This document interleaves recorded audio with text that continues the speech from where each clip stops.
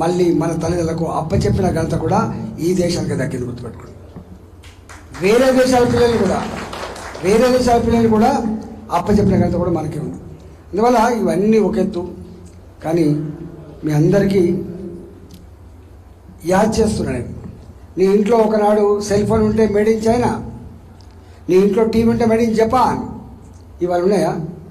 నువ్వు ఏ cell phone అని తీసుకో, ఇలా ఏ టీవీ తీసుకో, మేడ్ ఇన్ ఇండియా అని ఉంటుంది. Made in India, make in India అంటే. కరోనా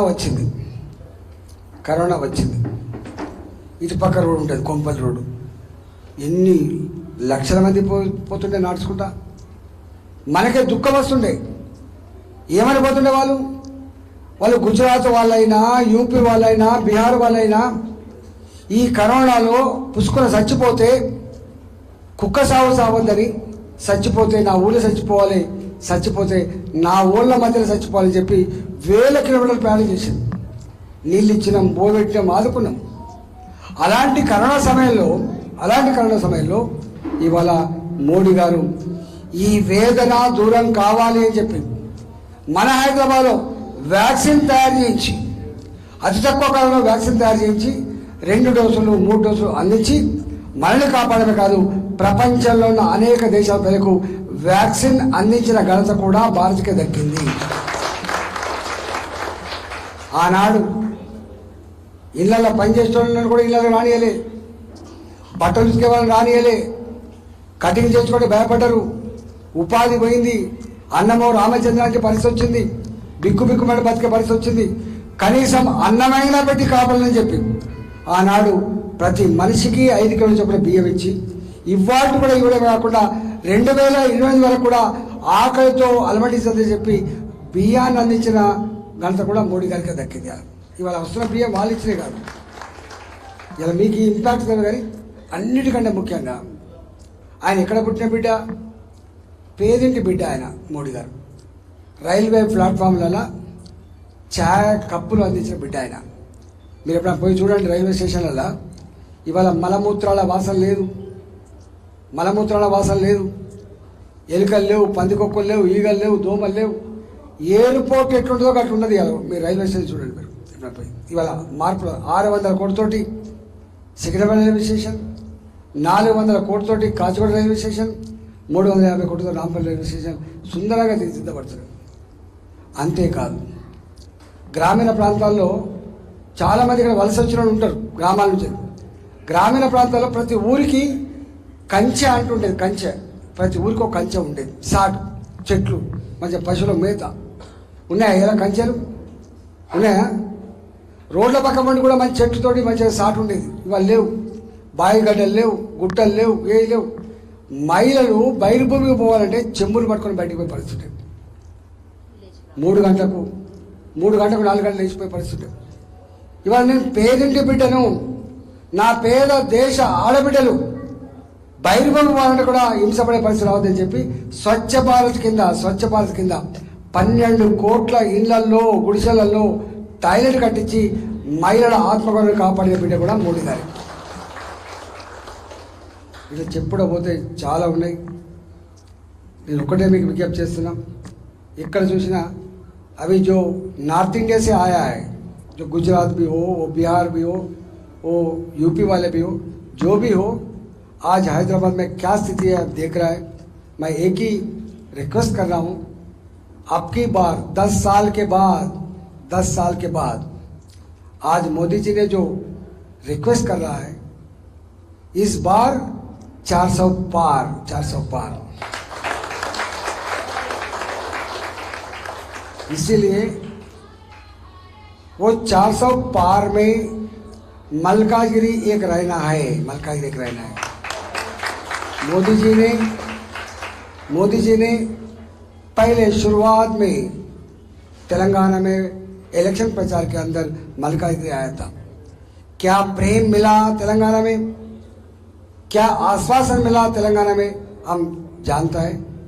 बार बार बाहर भी बोल रहा है तेलंगाना में कितना अच्छा है बोल के. इस वातावरण आज जो इलेक्शन हो रहा है, सभी लोग जाके इलेक्शन में पार्टिसिपेट होके जरूर मोदी जी को आशीर्वाद देना बोल के मैं मांग रहा हूँ। 400 पार में मल्कागिरी भी एक रहना मैं मांगता हूँ। आप जानता है मैं तेलंगाना क्रांतिकारी में कैसा काम किया था। आप लोग जानता है मैं फाइनेंस मिनिस्टर क्या काम किया था। आप लोग जानता है मैं कोरोना टाइम पे हेल्थ मिनिस्टर रह के कैसा सर्विस किया है। इसीलिए ये कोम्पल्ली एरिया तो मेट्रो लाइन जो आना बोल के जो सोच रहा है और ये दो एक्सप्रेस कॉरिडोर्स बनने के लिए जो सोच रहा है, सभी दूसरा पार्टी दरखास्त देके भीख मांगना पड़ता, मगर मैं दरखास्त देके भीख मांगने नहीं है। मोदी जी के पास खुद जाके ये करो तेलंगाना के लिए, हमको वो बार्गेनिंग करने के लिए वो जो शक्ति मिलना है आप देना जरूरी है। అందుకని మీ అందరి కోరుతున్నాం, కమలం పువ్వు గుర్తును భారతీయ జనతా పార్టీని నరేంద్ర మోడీ గారిని నన్ను ఆశీర్వదించాలని చెప్పి మీ బీబీసీటీ పెద్దలందరూ కూడా విజ్ఞప్తి చేస్తున్నా.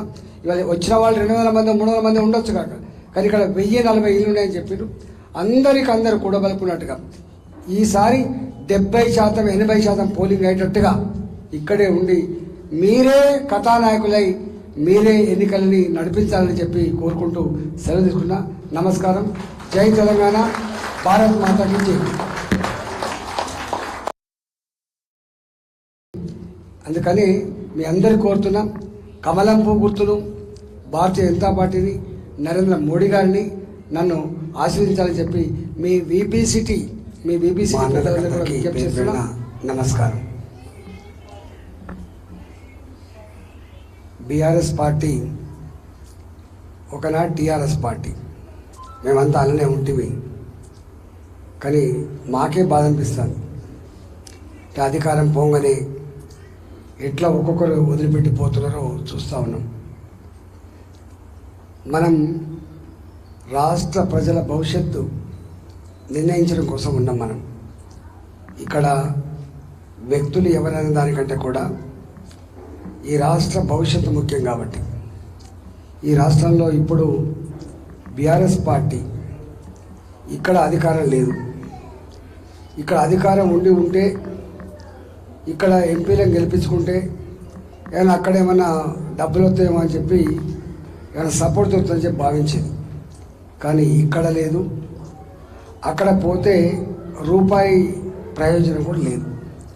కాబట్టి చాలామంది ఇంతకుముందు సురేంద్ర అని చెప్పినట్టుగా బీఆర్ఎస్ పార్టీలో ఉన్న వాళ్ళంతా కూడా టీఆర్ఎస్ పార్టీని రద్దు చేసి బీఆర్ఎస్ పార్టీ పేరు మార్చినాడే తెలంగాణ ప్రజలకు ఆ పార్టీకి బంధం తెగిపోయింది. నేనే మొట్టమొదటి చెప్పినాను. కాబట్టి ఈ దఫా మనం బీఆర్ఎస్ పార్టీకి ఓటు వేయడం వల్ల మనకి ఏమాత్రం ప్రయోజనం లేదు. అది అయిపోయింది. ప్రజలు కూడా పెద్దగా పట్టించుకుంటలేదు. కాంగ్రెస్ పార్టీ ఆయన ఏమంటున్నాడు, ఇంతకుముందు మీరు చెప్పినట్టుగా మా పెద్దన్న మోడీ అంటున్నాడు. 4